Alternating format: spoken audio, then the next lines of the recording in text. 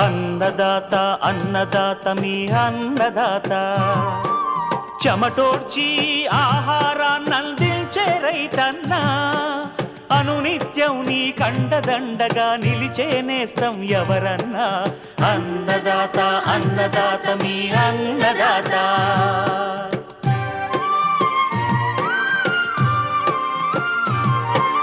నూతన రీతుల సాగుబడికి, నూరింతలు పెరిగే దిగుబడికి సూచనలిచ్చే సస్య రక్షణకు, పశు పోషణకి శాస్త్ర విజ్ఞానం అందించి ముందుకు నడిపే తెలుగు రైతు భారతదేశానికి మకుటం అయ్యేలా తీర్చిదిద్దే ఆశయంతో మిమ్ము మేలు కొలిపేది అన్నదాత.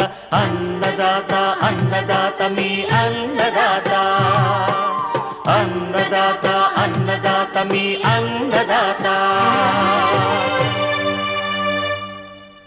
అన్నదాత ప్రేక్షకులకు నమస్కారం. ఈనాటి ముఖ్యాంశాలు: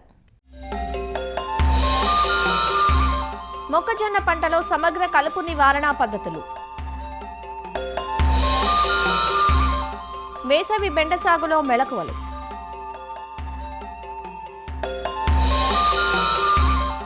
ఇంకా జై కిసాన్ వ్యవసాయ సమాచారం.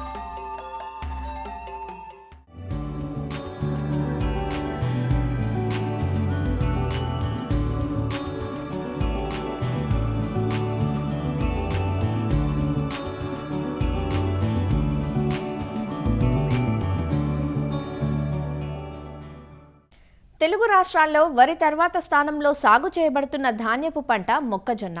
ముఖ్యంగా రబీలో వరి మాగాణుల్లో దున్నకుండా మొక్కజొన్నను నవంబర్, డిసెంబర్ మాసాల్లో జీరో టిల్లేజ్ విధానంలోనూ, అదే వేసవి పంటగా అయితే జనవరి మాసంలో దుక్కి దున్ని ఆరుతడుల క్రింద సాగు చేస్తారు. ఈ పంట సాగులో సమస్యలు తక్కువగా ఉన్నప్పటికీ కలుపును సకాలంలో నివారించకపోతే మాత్రం దిగుబడులను తీవ్రంగా నష్టపోయే ప్రమాదం ఉంటుంది. మాగాణుల్లో సాగు చేసినప్పుడు కలుపు సమస్య ఎక్కువగా ఉంటుంది. ఇందుకోసం అన్ని యాజమాన్య పద్ధతులను సమగ్రంగా ఆచరణలో పెట్టాలి.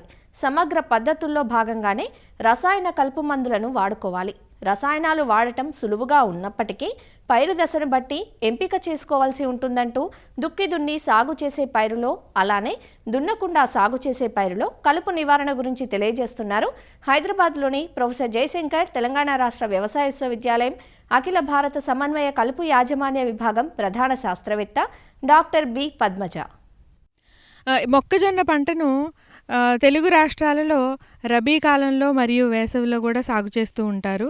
రబీలో అయితే ఎక్కువగా వరి తర్వాత దున్నకుండా జీరో టిల్లేజ్ పద్ధతిలో సాగు చేయడం అనేది పరిపాటి. అలాగే వేసవి కాలంలో ఆరుతడి కింద ప్రత్తి తర్వాత లేదా ఇతర పంటలు సాగు చేసిన తర్వాత దున్ని సాగు చేయడం అనేది అలవాటుగా ఉంది. మరి ఈ రెండు కాలాల్లో సాగు చేసినప్పుడు ఖరీఫ్తో పోల్చుకుంటే దిగుబడులు కూడా అత్యధికంగా నమోదవుతాయి. మరి ఈ మొక్కజొన్న దిగుబడిని అధికంగా ఇచ్చే పంట కాబట్టి పోషకాలు కూడా ఎక్కువగానే అవసరమవుతూ ఉంటాయి. ఈ పోషకాలు కానీ అలాగే ఆరుతడి కింద నీటి తడులు ఎక్కువగా మనము ఇచ్చినప్పుడు ఈ కలుపు యొక్క సమస్య కూడా తీవ్రంగా ఉంటుంది. మరి ఈ కలుపుని కనుక సరైన సమయంలో కనుక మనము నివారించుకోపోతే కనుక దిగుబడులను అత్యధికంగా ప్రభావితం చేస్తూ ఉంటుంది.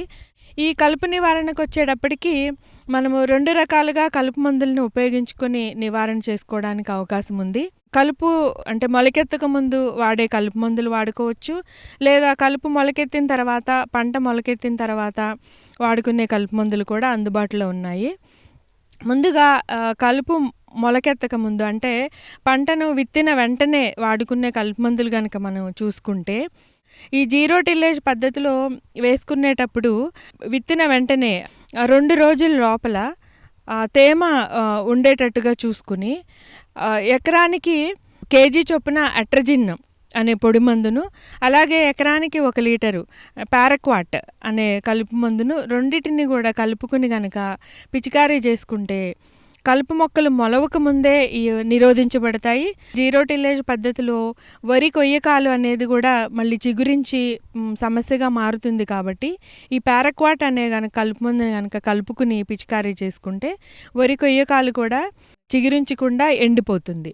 ఈ విధంగా మొదట్లోనే ఈ కలుపు అనేది నివారించబడుతుంది కాబట్టి పంట పెరుగుదల బాగా ఉంటుంది. ఈ అట్రజిన్ పొడి మందుకు ఈ మధ్యకాలంలో పైరాక్సోసల్ఫోన్ అనే కలుపు మందు కూడా ప్రత్యామ్నాయంగా తీసుకొని రాబడింది. ఈ పైరాక్సోసల్ఫోన్ కనుక వాడుకోదలుచుకుంటే కనుక ఎకరానికి 60 గ్రాముల చొప్పున కలుపుకుని జీరో టిల్లేజ్ పద్ధతిలో కనుక వాడుకుంటే కనుక పారాక్వాట్ను కూడా ఎకరానికి లీటరు పిచికారీ చేసుకుంటే మంచి ఫలితాలు ఉంటాయి. ఈ కలుపు మందులు వాడుకోలేని పక్షంలో లేదా మళ్ళీ కనుక చిన్న కలుపు కనుక వస్తే ఇంకా కలుపు మందులు వాడుకోవచ్చు. అంటే కలుపు మొక్కలు 2 నుంచి 4 ఆకుల దశలో ఉన్నప్పుడు కనుక మనము టెంబోట్రియోన్ అనే కలుపు మందును ఎకరానికి 115 మిల్లీలీటర్లు లేదా టోప్రామిజోన్ అనే కలుపు మందును ఎకరానికి 30 మిల్లీలీటర్ల చొప్పున ఎకరానికి 200 లీటర్ల నీటిలో కలుపుకొని పిచికారీ చేసుకోవచ్చు. లేదా మీసోట్రియోన్ దీంతో పాటు ఎట్రజిన్ అనే కలుపు మందు, మిశ్రమ కలుపు మందు అనేది ఈరోజు మనకి దొరుకుతూ ఉంది.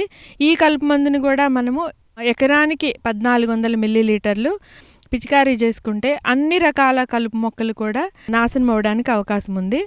ఈ మధ్యకాలంలో అన్ని పంటలలో కూడా ప్రధానమైన సమస్య తుంగ సమస్య. ఈ తుంగ అన్ని పంటలని ఆశించి ఎక్కువగా నష్టపరుస్తూ ఉన్నది. మొక్కజొన్న విషయానికి వస్తే మాత్రము ఈ తుంగని కనుక నివారించడానికి మంచి కలుపు మందు లభ్యమవుతూ ఉంది. హాలోసల్ఫిరాన్ మిథైల్ అనే కలుపు మందు ఎకరానికి 36 గ్రాములు కనుక తీసుకొని ఇది అట్రజిన్ ఎకరానికి 500 గ్రాముల చొప్పున కనుక కలుపుకొని పిచికారీ చేసుకుంటే ఈ యొక్క తుంగ సమస్య నుంచి కూడా మనం బయటపడడానికి అవకాశం ఉంది. విడివిడిగా ఈ హాలోసల్ఫిరాన్ మిథైల్ కానీ లేదా అట్రజిన్ కానీ కలుపుకుని పిచికారీ చేసుకోవచ్చు. లేదా అట్రజిన్తో పాటు ఈ హాలోసల్ఫిరాన్ మిథైల్ మిశ్రమ కలుపు మందు మార్కెట్లో దొరుకుతూ ఉంది. ఈ కార్నెక్స్ అనే పేరుతో దొరుకుతూ ఉంది. ఎకరానికి 500 గ్రాముల చొప్పున కనుక కలుపుకొని పిచికారీ చేసుకుంటే తుంగ సమస్య నుంచి కూడా నివారణ దొరకడానికి అవకాశం ఉంది. విత్తిన తర్వాత 60 రోజులకి కొంత ఇంకా కనుక గడ్డి జాతి కలుపు కానీ వెడల్పాకు కలుపు కానీ ఉంటే కనుక మళ్ళీ మనము పారాక్వాట్ కలుపు మందును లీటర్ నీటికి 5 మిల్లీలీటర్ల చొప్పున కనుక కలుపుకుని ఈ స్ప్రేయర్కి నాజిల్కి డోమ్ని అమర్చుకుని మొక్కజొన్న మొక్కల మీద పడకుండా కలుపు మీద మాత్రమే పడేటట్టు కనుక పిచికారీ చేసుకుంటే బాగా ముదిరిన కలుపు ఉంటే కనుక పారాక్వాట్ మందుతో నివారించుకోవచ్చు. లేదా వెడల్పాకు కలుపు మొక్కలు మాత్రమే కనుక ఎక్కువగా ఉంటే కనుక 2,4-D సోడియం సాల్ట్ ఎకరానికి 500 గ్రాముల చొప్పున కలుపుకొని కనుక పిచికారీ చేసుకుంటే వెడల్పాకు కలుపు మొక్కలు ముదిరిపోయినా కూడా చనిపోవడానికి అవకాశం ఉంది. ఈ విధంగా మనము కలుపు నివారణ చేసుకుంటే కనుక మంచి దిగుబడులు సాధించడానికి అవకాశం ఉంది.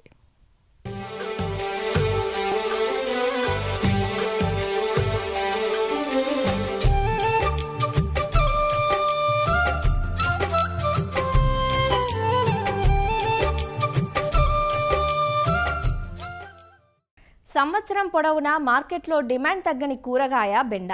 అందుకే స్థిరమైన ఆదాయాన్నిచ్చే పంటగా రైతుల ఆదరణ పొందుతోంది.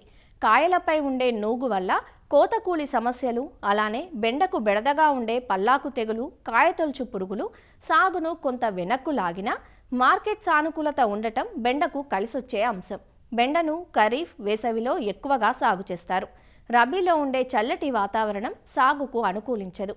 వేసవి కాలంలో బెండ పెరుగుదల బాగుంటుంది. జనవరి 2వ పక్షం నుంచి ఫిబ్రవరి, మార్చి మాసాల మధ్య వేసవి బెండను దఫదఫాలుగా విత్తి సాగు చేస్తూ ఉంటారు.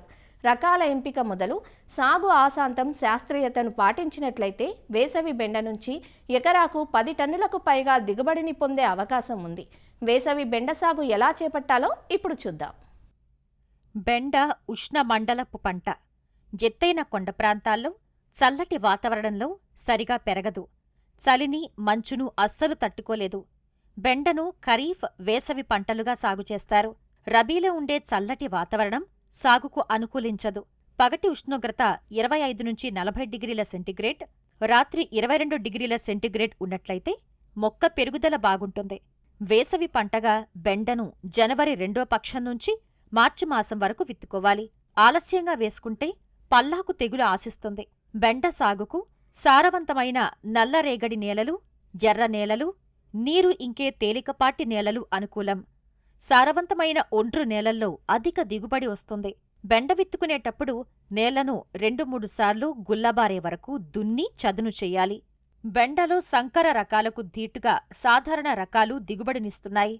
సూటి రకాల్లో పూసా మఖమలి, కో-1, MDU-1, పంజాబ్ పద్మిని, గుజరాత్ బెండి-1, P7, పర్భని క్రాంతి, అర్కా అనామిక, అర్కా అభయ, కాశీ లాలిమ, కాశీ సృష్టి ఎక్కువగా సాగులో ఉన్నాయి.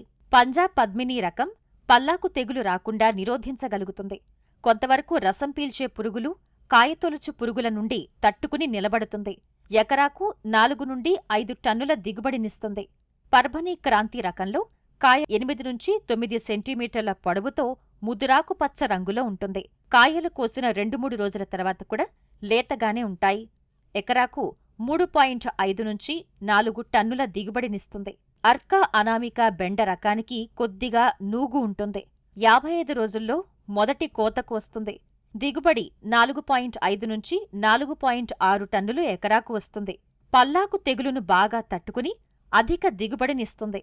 అర్కా అభయ రకం కాయతొలిచే పురుగును, శంఖురోగాన్ని తట్టుకుని అధిక దిగుబడినిస్తుంది. కాశీ లాలిమ ఇది ఎర్రబెండ రకం. పల్లాకు, ELCV వైరస్ తెగుళ్లను తట్టుకుంటుంది. ఎకరాకు 5.6 నుంచి 6 టన్నుల దిగుబడినిస్తుంది. కాశీ సృష్టి రకం పల్లాకు తెగులును తట్టుకుంటుంది. ఎకరాకు 9 నుంచి 9.5 టన్నుల దిగుబడినిస్తుంది. సంకరజాతి రకాల్లో వర్ష, విజయ్, విశాల్, నాథ్ శోభ, ప్రియా, సుప్రియ రకాలు శంఖురోగాన్ని బాగా తట్టుకుంటాయి. ఎగుమతికి పంజాబ్ పద్మిని, వర్ష, నాథ్ శోభ రకాలు అనువుగా ఉంటాయి. వీటి లేత కాయలు ఆకుపచ్చగా 6 నుంచి 8 సెంటీమీటర్ల పొడవుతో ఉంటాయి. వేసవి బెండ సాగుకు సూటి రకాలకైతే ఎకరాకు 7 నుంచి 8 కిలోల విత్తనం అవసరం. అదే సంకర రకాలకైతే 2.5 కిలోల విత్తనం సరిపోతుంది. వేసవి పంటకు రసం పీల్చే పురుగుల బెడద ఎక్కువ కాబట్టి కిలో విత్తనానికి 5 మిల్లీలీటర్ల ఇమిడాక్లోప్రిడ్ FS మందును పట్టించి ఆరిన తర్వాత 4 గ్రాముల ట్రైకోడెర్మా విరిడి కలిపి విత్తన శుద్ధి చెయ్యాలి.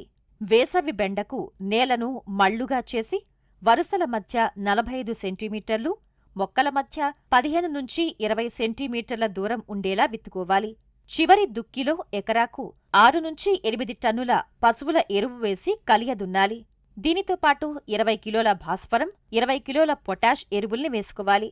48 కిలోల నత్రజని ఎరువుని 3 సమభాగాలుగా ఒక భాగాన్ని ఆఖరి దుక్కిలో, మిగిలిన 2 భాగాలను విత్తిన 30-45 రోజులకు వెయ్యాలి. సంకర జాతి రకాలకు నత్రజని, భాస్వరం ఎరువుల్ని 50% పెంచి వెయ్యాలి. కలుపు నివారణకు ఎకరాకు పిండి మిథాలిన్ మందు 1.2 లీటర్లు 200 లీటర్ల నీటికి కలిపి విత్తిన వెంటనే నేలలో తేమ ఉన్నప్పుడే పిచికారీ చెయ్యాలి. విత్తిన 20 నుంచి 30 రోజులకు గొర్రు లేదా గుంటకతో అంతర కృషి చెయ్యాలి. అంతర కృషి చేస్తే కలుపు నివారణతో పాటు నేల గుల్లబారుతుంది.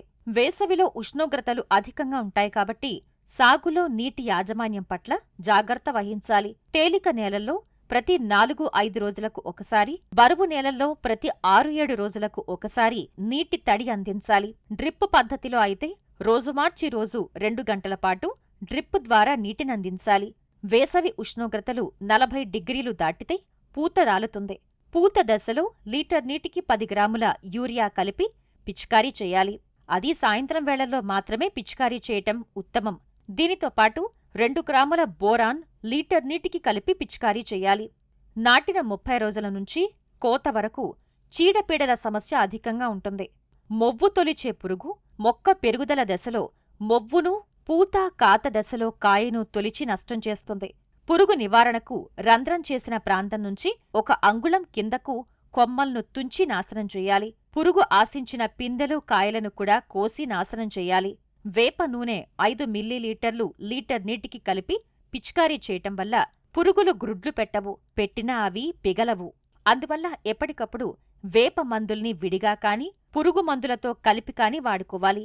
కాయతొలుచు పురుగుల ఉనికిని గమనించేందుకు లింగాకర్షక బుట్టల్ని ఎకరాకు 4 చొప్పున అమర్చాలి.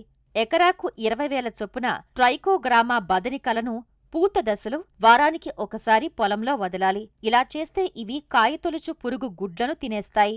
ఇవి విడుదల చేసిన సమయంలో ఎలాంటి పురుగు మందుల్ని పిచికారీ చేయకూడదు. తర్వాత లీటర్ నీటికి 2 గ్రాముల బీటీ మందు లేదా 2 మిల్లీలీటర్ల ప్రొఫెనోఫాస్ 10 రోజుల వ్యవధిలో 2 సార్లు పిచికారీ చేయాలి.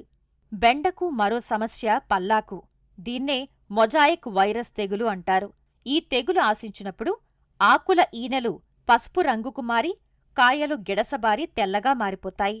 ఇది తెల్లదోమ ద్వారా వ్యాపించే వైరస్ తెగులు. నివారణకు తెగులును తట్టుకునే రకాలను వేసుకోవాలి. తెగులు ఆశించిన మొక్కల్ని పీకి నాశనం చెయ్యాలి. ఎకరాకు 10 నుంచి 12 చొప్పున పసుపు రంగు రేకులు లేదా డబ్బాలకు జిగురు పూసి పెట్టినట్లయితే తెల్లదోమలు వీటికి అతుక్కుని చనిపోతాయి.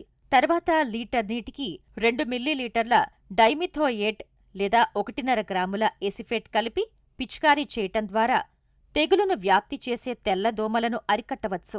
పురుగు మందులను పిచికారీ చేసే ముందు తయారైన కాయలు కోసి మార్కెట్కు పంపుకోవాలి. బెండ పంట విత్తిన 45 నుండి 50 రోజులకు మొదటి కోత మొదలవుతుంది. పిందె కట్టిన 4 నుంచి 6 రోజులకు కోస్తే కాయ నాణ్యత బాగుంటుంది. ప్రతి 2-3 రోజులకు కాయలు కోయాలి. కోతలు ఆలస్యమైతే కాయలు ముదిరిపోయి మార్కెట్కు పనికిరావు. కాయలను రైతులు జనుము బస్తాల్లో నింపి బిగ్గరగా కుట్టినట్లయితే కాయలు ఒత్తిడికి గురై విరగటం, కాయ రంగు మారటం జరిగి నాణ్యత దెబ్బతింటుంది. దీనికి బదులుగా బెండకాయలను వెదురు గంపలలో లేదా ప్లాస్టిక్ క్రేట్లో వదులుగా నింపితే 2-3 రోజులు కాయ దెబ్బతినకుండా నిల్వ ఉంటాయి. ఇలా మేలైన యాజమాన్య పద్ధతులు పాటించటం ద్వారా వేసవి బెండ నుంచి ఎకరాకు 10 నుంచి 12 టన్నుల అధిక దిగుబడులు పొందే అవకాశం ఉంటుంది.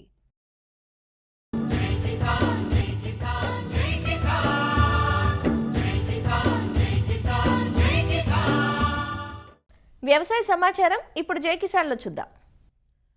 వరిలో నూతన రకాలు మేలైన అధిక దిగుబడులను అందిస్తున్నప్పటికీ చాలా ప్రాంతాల్లో రైతులు ఎక్కువగా పాత రకమైన సాంబా మసూరికే మొగ్గుతున్నారు. చీడపీడలు ఆశించడం వల్ల దిగుబడి తగ్గినా నష్టం వచ్చినా రకాల మార్పిడిని మాత్రం అనుసరించడం లేదు. 80వ దశకంలో విడుదలైన బీపీటీ రకాన్ని సాంబా మసూరిగా వ్యవహరిస్తారు. గుంటూరుతో పాటు చాలా జిల్లాల్లో సాంబా మసూరి రకాన్ని అధిక విస్తీర్ణంలో సాగు చేస్తున్నారు.